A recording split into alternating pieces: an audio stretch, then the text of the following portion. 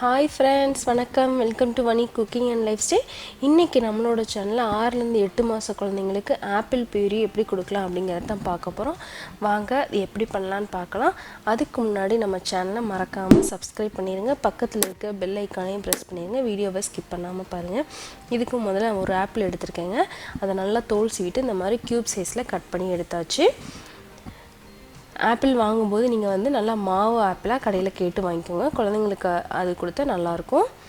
இப்போ இதை வந்து நம்ம ஸ்டீம் பண்ண போகிறோங்க. அதுக்கு வந்து நான் இட்லி பாத்திரத்தில் தண்ணி வச்சுருக்கேன். அதில் ஸ்டீம் பிளேட் வச்சுட்டு அதில் நம்ம கட் பண்ணி வச்ச ஆப்பிளை வந்து சேர்த்துக்கலாம்.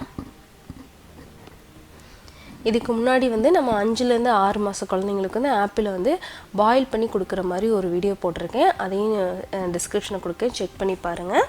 இது வந்து அடுத்த ஸ்டேஜாக நம்ம வந்து குழந்தைங்களுக்கு ஃபுல்லாக பாயில் பண்ணாமல் ஸ்ட்ரீம் அவுட் மட்டும் பண்ணி அதை வந்து நம்ம வந்து எப்படி கொடுக்குறதுன்னு சொல்கிறோம்.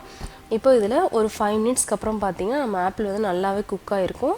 அதுலேருந்து நல்லா தண்ணியெல்லாம் வெளியில் வந்து நல்லா ஈஸியாக குக் ஆகிரும். எதாவது நைஃப் வச்சிங்க உள்ளே இன்சர்ட் பண்ணி பார்த்திங்கன்னா ஈஸியாக இன்சர்ட் ஆகும்.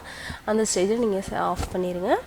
அதை நல்லா ஆறுனதுக்கப்புறமா அதை மிக்சியில் சேர்த்து நம்ம அரைக்க போகிறோம். நல்லா ஆற வச்சு எடுத்துக்கோங்க. அதுக்கு முன்னாடி மிக்ஸி ஜாரை நல்லா வாஷ் பண்ணிக்கோங்க. குழந்தைங்களுக்கு கொடுக்கறதுக்கு முன்னாடி நல்லா அதை வெந்நியை வச்சு நீங்கள் கழுவிட்டிங்கன்னா நல்லா அதில் காரம் எதுவும் இருந்தால் கூட உங்களுக்கு ரிமூவ் ஆயிரும். இப்போ இதில் வந்து நான் வந்து கொஞ்சமாக பால் சேர்த்துக்கிறேங்க.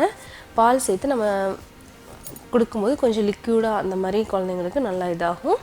அதோட ரெண்டும் சேர்ந்த மாதிரி இருக்கும். பால் ஆப்பிள் ரெண்டுமே சேர்ந்து கொடுக்குற மாதிரி இருக்கும். அதை நல்லா மிக்சியில் நல்லா மையாக அரைச்சிக்கோங்க.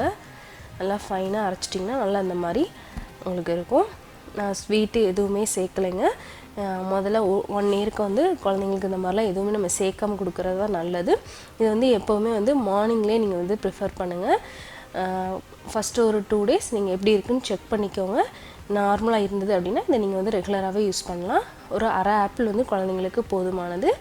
இதுக்கு முன்னாடி நீங்கள் டாக்டர் வந்து ஒரு தடவை கன்சல்ட் பண்ணிவிட்டு நீங்கள் வந்து இதை கொடுக்குறது ரொம்ப நல்லதுங்க.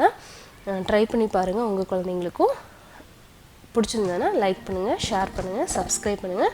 அதோட உங்கள் கமெண்ட்ஸ் கூட எனக்கு சொல்லுங்கள். தேங்க்யூ ஃபார் வாட்சிங்.